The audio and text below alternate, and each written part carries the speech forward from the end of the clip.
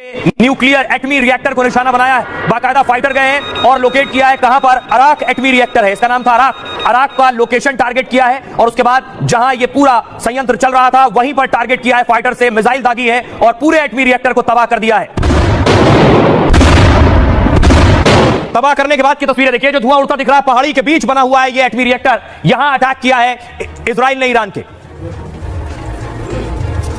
इस तरह से अलग जगहों पर बनाए जाते हैं न्यूक्लियर रिएक्टर, एटमी रिएक्टर या परमाणु का जो काम होता है, और पहाड़ियों के बीच में यह एटमी रिएक्टर था जहां अटैक किया है इजराइल ने। अब आपको बताऊं कि इस एटमी रिएक्टर में क्या हो रहा था, कहां मौजूद था, कैसे इजराइल ने इस पर हमला किया है। देखिए, यह है वो एटमी रिएक्टर जो मैंने आपको दिखाया। इजराइल ने पहले ईरान के परमाणु अड्डों को टारगेट किया था और अब वो ईरान के एटमी रिएक्टर पर हमला कर रहा है।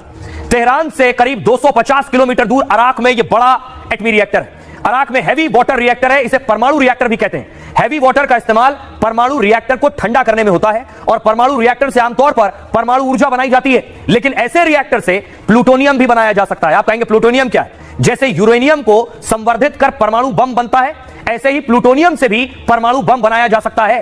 अमेरिका ने, आपको याद होगा, 1945 में जापान के नागासाकी में जो बम गिराया था, कहते हैं वो परमाणु बम प्लूटोनियम से ही बना हुआ था। मतलब अराक एटम रिएक्टर भी परमाणु बम का रास्ता था। साल 2000 में ईरान ने खुफिया तरीके से इसे शुरू किया, तब उसे इसका इस्तेमाल अपने परमाणु कार्यक्रम में करना था, लेकिन 2015 में अमेरिका और यूरोप से उसने एक संधि की जिसके मुताबिक वो रिएक्टर का इस्तेमाल हथियार बनाने में नहीं करेगा। लेकिन 2018 में अमेरिका ने इस संधि से खुद को अलग कर लिया। अगले साल से ईरान ने रिएक्टर के दूसरे चरण पर काम शुरू कर दिया और इजराइल का दावा है कि ईरान इसका खुफिया इस्तेमाल कर रहा है और वो अराक रिएक्टर से हर साल 8 से 10 किलो प्लूटोनियम बना रहा है। प्लूटोनियम का इस्तेमाल कर वो परमाणु बम बनाने की तैयारी में है और इजराइल ने यहां लोगों को पहले ही इलाका खाली करने की चेतावनी दी थी और फिर हवाई हमला कर एटमी रिएक्टर को तबाह कर दिया, यानी ईरान के एक और परमाणु कार्यक्रम को नष्ट कर दिया। इजराइल ने वो दावा कर रहा है। सुनिए नेतन्याहू खुद परमाणु रिएक्टर और उनके परमाणु बम बनाए जाने पर क्या कह रहे हैं।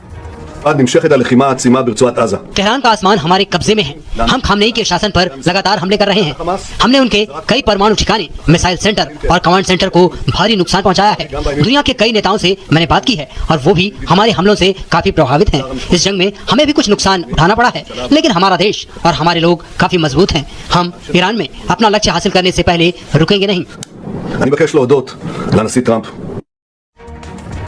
अब सोचिए कि इस हफ्ते के आखिर तक अमेरिका भी इस जंग में कूदने वाला है। ट्रंप ने इशारों में खुद बता दिया है, कह दिया है एक हफ्ता ज्यादा है, एक हफ्ते के आखिर तक वो खुद इस जंग में होंगे। अगली तस्वीर देखिए, अमेरिका में ये प्लेन दिखाई दिया, इसे कहते हैं डूम्सडे प्लेन। दिखने का मतलब क्या है ये मैं आपको आगे बताऊंगा। अगली तस्वीर देखिए जरा, ये आप डूम्सडे देख रहे हैं। अमेरिकी हवाई अड्डे पर ये डूम्सडे दिखने का मतलब है कि क्या कुछ न्यूक्लियर अटैक होने वाला है, कुछ न्यूक्लियर खात्मा होने वाला है। ये डूम्सडे आप देख रहे हैं।